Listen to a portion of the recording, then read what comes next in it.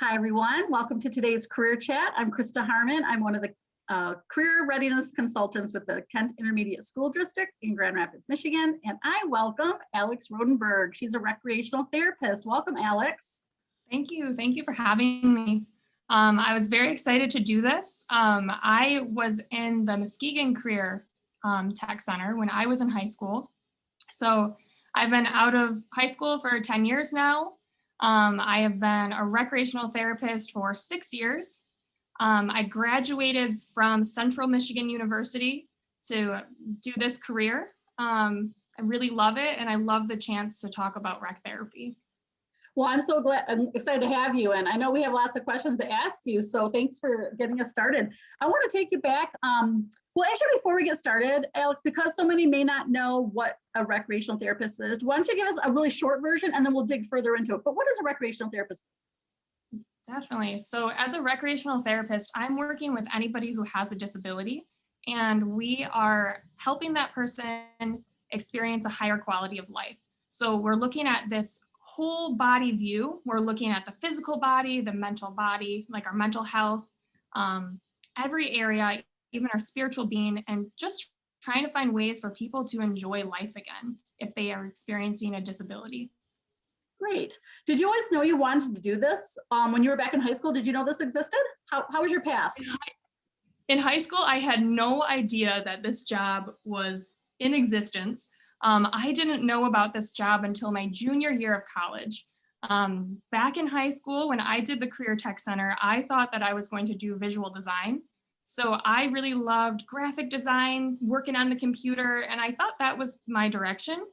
I changed what I was doing my senior year of high school, and I said, I want to be a nurse because they make money. So I did that. And as I was going to college, I was going through the nursing program, and it was really hard to get into. And I just went into a lot of different challenges applying for the program, and I just felt really defeated. I transferred colleges, believe it or not, 4 times. So I have, when I even count the Career Tech Center, which gave me college credits, I have 6 colleges on my transcript. So it's okay to transfer. It's okay to change your mind. I never thought that this was what I would do. I thought nursing was it, and then I changed my mind because of how credits were transferring, and I thought I would do occupational therapy, and this career was kind of a stepping stone into that. As a rec therapist, this is a bachelor level degree, so it's 4 years. For occupational therapy, you need 6 years, those 2 extra years for master's school. So I thought that's what I would do, but I've been in this career since I graduated, and I'm pretty happy where I'm at.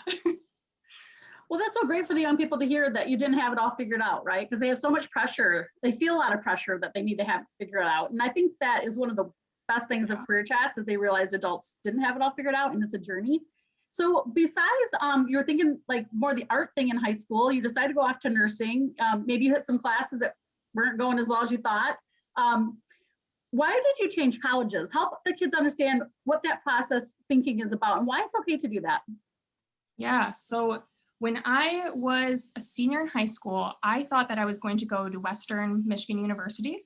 And I went to the orientation, I think it was in June. And when I was there, I didn't get the best advice from the people that worked there. They were saying, well, you might get through the program in 6 years, you might not. And I remember leaving, and I said to my dad, I don't feel good about this because I don't know how much money we're going to spend going into college. This seems really scary. So I ended up going to St. Mary's College. It's near Notre Dame. My sister went there. It was the only other school I really applied to just because my sister went there. And I didn't like it, but I had a lot of family pressure to say, hey, keep going to the school. Your sister went here. She loved it. But I'm not my sister. So I ended up transferring. I went to Hope College because I thought that would be another thing that made my family happy. And I didn't like that either. And I ended up withdrawing, and I went to a community college, and I did that for a semester until I found this career pathway at Central, and I transferred into that. But I really experienced a lot of family pressure throughout my academic career to do what my family wanted me to do. And that doesn't really work. It's great to have supportive family. It's great to have them, them to listen. But at the end of the day, it's what we decide and what is happy for us.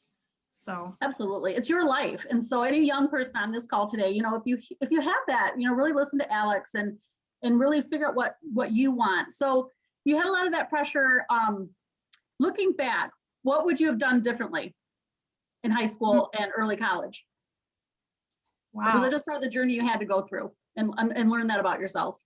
I think it was a part of the journey that I had to go through. It was tough. I think it's hard to find my own voice. I think that is something that I gained throughout this whole process. And I really, when you go to college, either it's community or a university level, they do have counselors there, like therapists that you can talk to. Talking to an unbiased person was the best thing that I could do for myself. It seems kind of, you don't always want to say like I go to therapy, but honestly, it's so good to talk to someone who's not your family, not your friend, that can just kind of listen to you and give you some good advice. So that really helped that guiding my personal growth and where I'm at today. I love that. And I also took advantage of those services as a freshman because I was very overwhelmed. I was stressed out. I wasn't sure how I was managing it all. And I love that as a student, some of you don't know this, but you can go to counseling for free when you're a college student. It's there free for you. It doesn't have anything to do with your insurance. So note to self. Had you done any in high school or that transitional time where you're figuring out what you want to do? Did you have the benefit of any type of career support, doing job shadows, any career testing, anything like that? I remember career testing when I was in school. I have to laugh at it now because they said I should be a taxidermist. I would have never expected that. For careers, I shadowed a couple people who were nurses, or talked to them. I talked to a social worker, but I didn't really have a whole lot of like in-person kind of experience, and that would have been great. I worked since I was 15 until when I was 22 in the service industry. So I worked restaurants, I was a hostess, a server, a barista, those kind of jobs. And, it wasn't exactly what I wanted to do. So I really encourage, talking to other people that have a career that you're interested in and just getting their insights because it's so valuable. And if you can get into the place to shadow somebody, that's even better.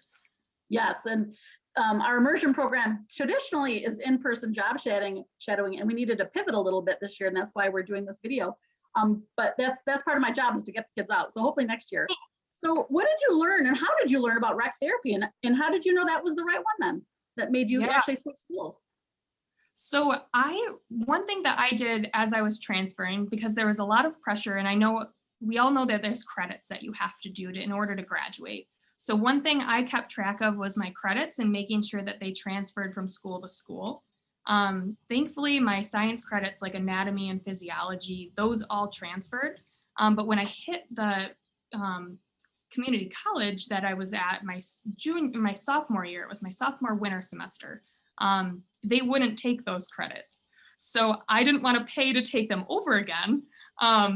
And I just was kind of at a loss. And I thought maybe occupational therapy, someone suggested that to me at my cousin's birthday party. And they said, it has the sciences and it has the art aspect, and maybe you should check it out. So I went to a college and I checked it out, and they gave me the option of doing exercise science or recreational therapy. Recreational therapy, you didn't have to test into the program to do occupational therapy. So I said, hey, that sounds more like up my alley. And I think it was a great career choice because you can work with your 4-year degree, have a successful, career and good paycheck for living with this without having to go further if you don't want to. Absolutely. But really keeping track of those.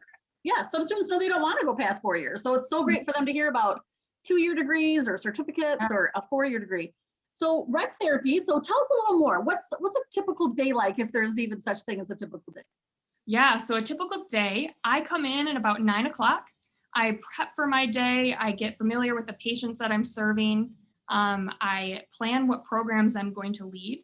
and I customize my programs based on who my patient population is. I lead groups on self-esteem, relationships, communication, coping skills, stress management. We just did that group earlier today. So I lead 4 groups a day at 10 o'clock, 1:30, 4 o'clock, and 6 o'clock. There's a lot of charting that goes involved in with that. So a lot of my day is also charting and having one-on-one conversations with people. But we're really trying to find people to find skills to cope with really life challenges. I brought a few examples of some things that I do. This picture here, it's a picture of a room, and we call it the coping skill room. So let me interrupt you just for a second, because one thing that we didn't let the students know is that you're actually in a psychiatric area, because, and we'll go into it, but rec therapy can happen in so many environments. So I just want to give that context that we're actually in a psychiatric area. Thanks. Yes, thank you.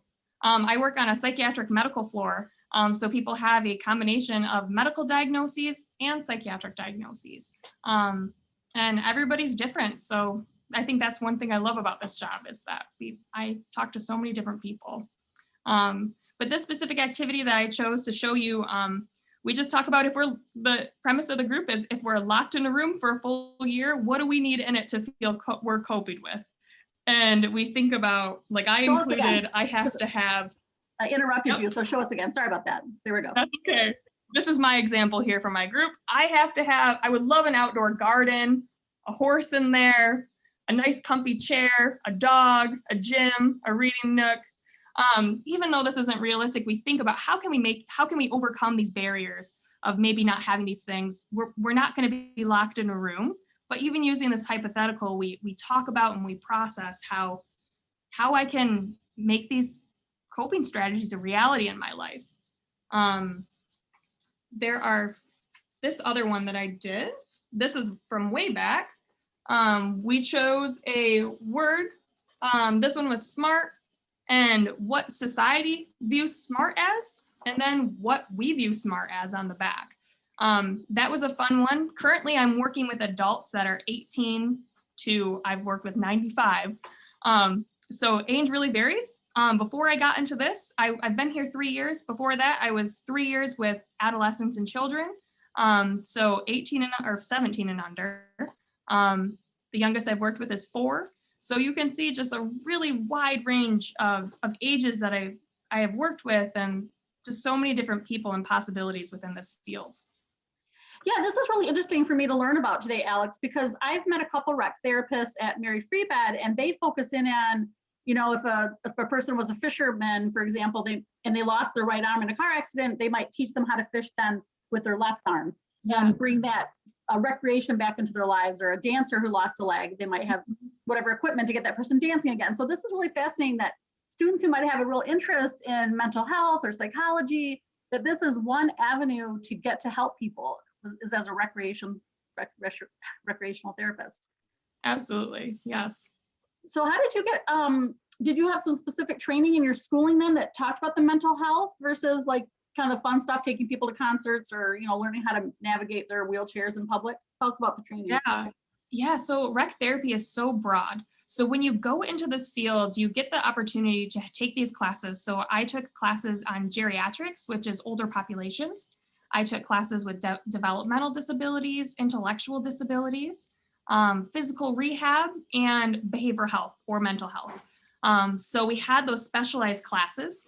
And then I also chose to do a psychology minor along with my program. So I really learned more in depth about the mind and behaviors and things like that to really kind of amplify my profession of what I do today.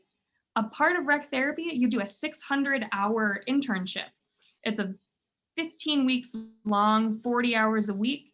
And I worked at Pine Rest. It's another psychiatric hospital in town. And I had my real world experience there. And as I worked there, I knew on day 3, I said, this is what I want to do. And as I kept going, it kept solidifying that I'm in the right place. So I really made it known to my boss, my manager at the time of my internship, that I really love this. And I wanted to get a job, so I kept asking and asking, and I did end up getting hired in. So that was good. Good for But you. Now, was the internship that you said it was part of the program, and just for students, because they like to know kind of the details of how you got from high school to there. Is that something the college helped you with? Did you have to find your own internship? Give them some insights on that, how that works. yeah. So the college helps you out a bit. We do a internship course, at least through Central. There are several other colleges like Grand Valley, Eastern, Calvin College, also in the state that offer rec therapy. But at Central, you do a 1-credit internship course, which prepares you in writing cover letters, resumes, and helps you explore where those sites are. And then you are responsible for reaching out to those organizations to interview and then get that position. It is competitive, but you all can do it if you are, you want it and you just go for it.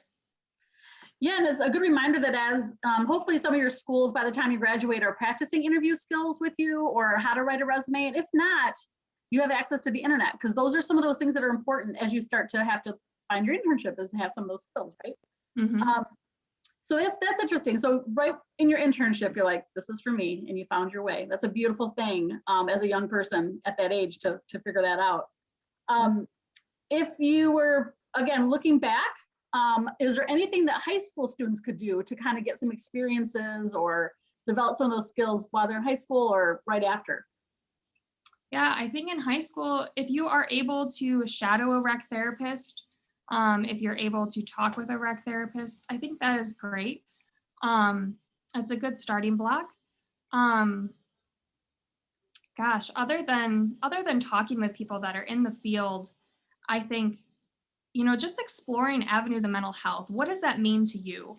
I think one thing that has been really challenging for me in this job is just understanding my own mental health and how that applies for my job. If I'm not taking care of myself, then I can't take care of my patients very well. So get to know your mental health well. What works for you? Explore that, especially if you are interested in going into the psychiatric avenue of rec therapy. Other avenues, explore what recreation means to you. How do you get involved in that? I remember in my training, one of the rec therapists was like, go to the gym, make sure you're familiar with all the equipment there, because if you're teaching someone how to use that equipment, you got to know how to use it. Same with other recreational sports. I have to know the rules to basketball.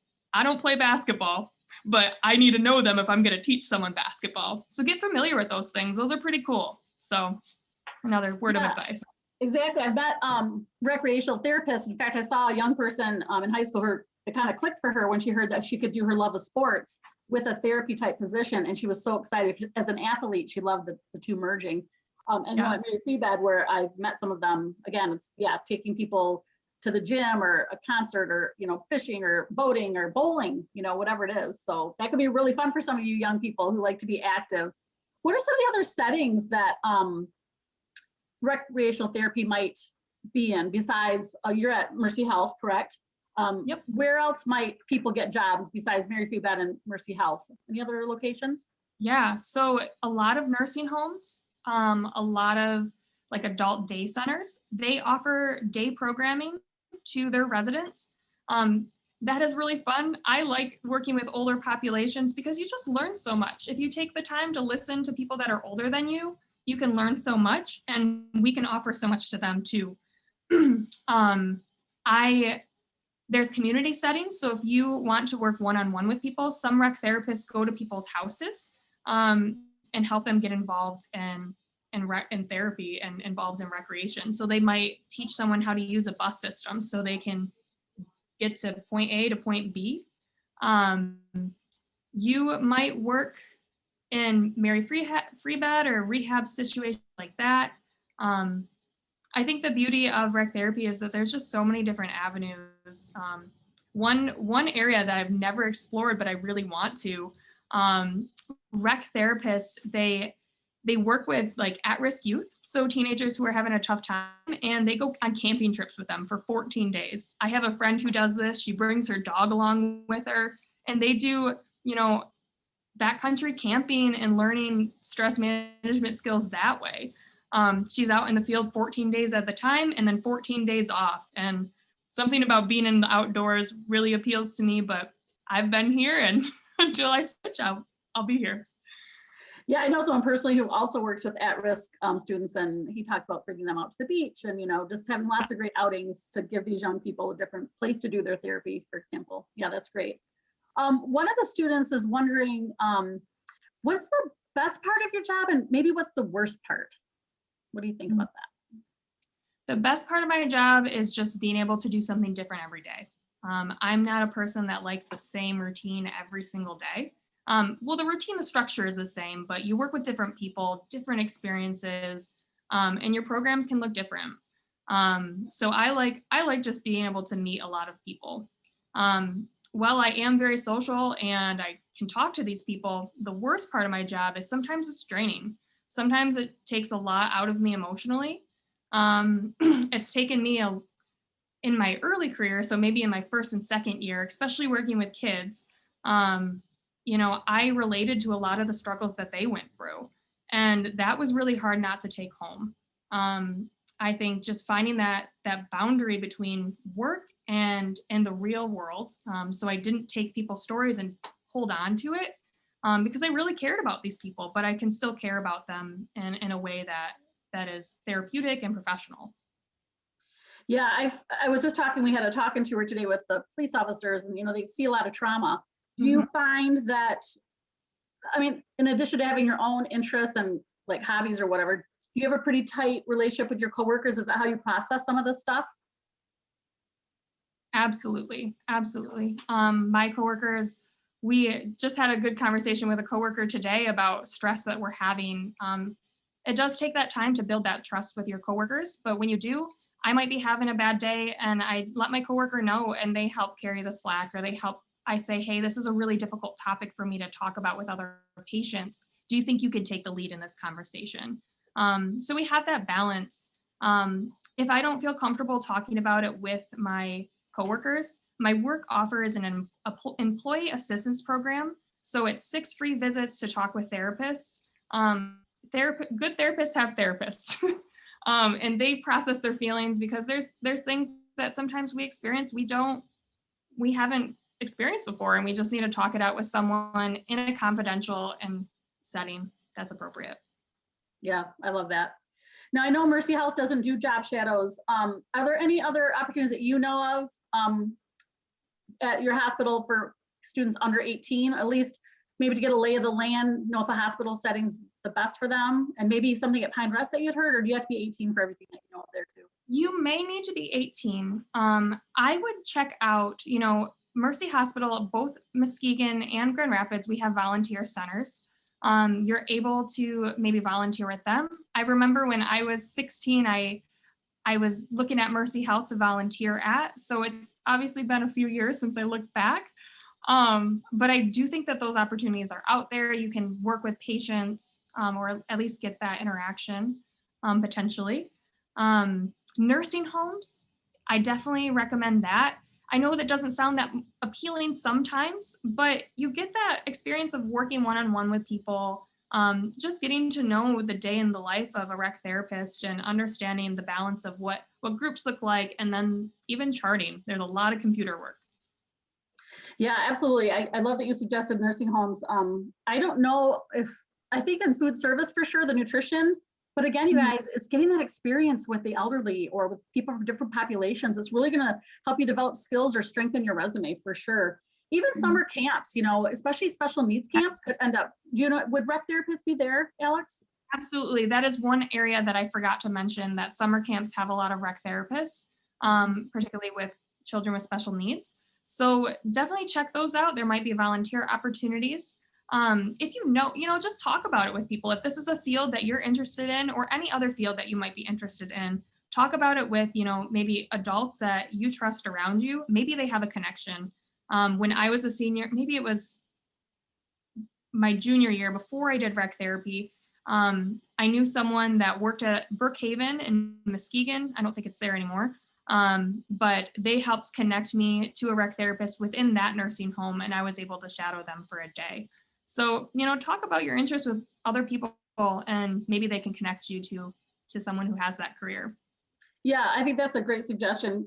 Just because Mercy Health doesn't do job shadows, I do want to plug Metro Health does have a job shadow program on their main website page.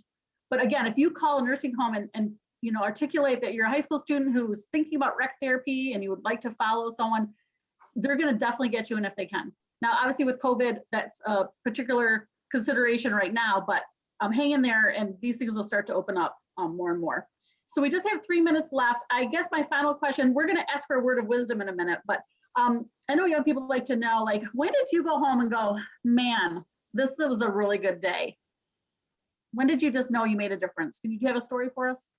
Ooh, there have been a couple times. I remember this one patient, he will always stick out to me. He was 17 and we looked at doing FAFSA. It was a day that he didn't know. He was the first person to go to college out of his family. So I helped him look at colleges that did welding and applying for FAFSA. And he just broke down in tears and told me, hey, you were the first person that's ever cared about me and ever wanted to do this. And that moment, I don't know, that was one of the best days, I think, just to hear those words. Working in mental health, you're not always gonna get that, you know, those thank yous or, you know, seeing those impacts like you might in physical health.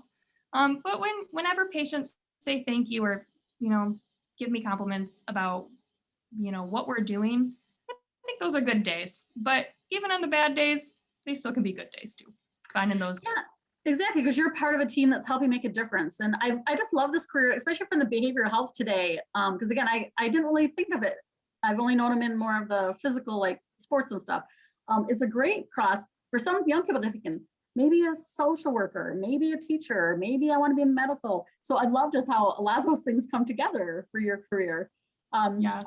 As we finish up, Alex, think about what word of wisdom you might want to share. I want to give the young people or anyone on this call that's new a couple resources so you can read more about recreational therapy. There's a great website called onetonline.org, and it's a federal funded website that has all sorts of information about careers.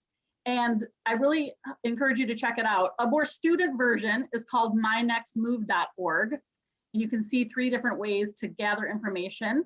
But I went ahead and put recreational therapy into the browser, the search, and you'll see here that there's other things that you can read about recreational therapy. It'll give you, how much money they make and what a typical day is like and what kind of schooling they need. And if this is a growing field or going away, all those details are here. And you can see by this orange that there's a bright outlook and all these other jobs that have very similar traits in a lot of ways. Because again, you don't know what you don't know. So the more you explore and read about different things, I mean, some of you may not know what a low vision therapist is, or a rehabilitation therapist with vision, or even how occupational therapy aides fall into this. So I just wanted to point this particular resource out again so you get a little more information. Alexandria was, hopefully this is still okay. In the original form, you said it was okay to pass out your email. Yeah, if there's any of you that really think, man, this might be for me, and you want to have a role model that you can ask another question or two. Alex loves connecting with young people, as we've heard her passion today. So this is her email, and I'll put that in the chat for you as well. So Alex, it's been awesome. It goes fast, doesn't it? What kind of word of wisdom do you want to end with as we finish out here today? Oh, wow. I've been thinking maybe 2, if that's okay. Absolutely. As you go through college, track your credits. If you want to transfer colleges, there's resources to see if they transfer, so you don't lose those credits, the money that you've paid for. Don't be afraid to go to community college first and then transfer to a 4-year. You'll save a lot of money that way. Something I wish I would have done. Apply for scholarships. And then lastly, just follow your heart, do what you want, take the time to explore. It's okay to take that time off. It's okay to pause your classes, and just respect your mental health, what limits you have, and keep going forward, believe in yourself. So thank you for listening, and I'm so happy to be here with you. So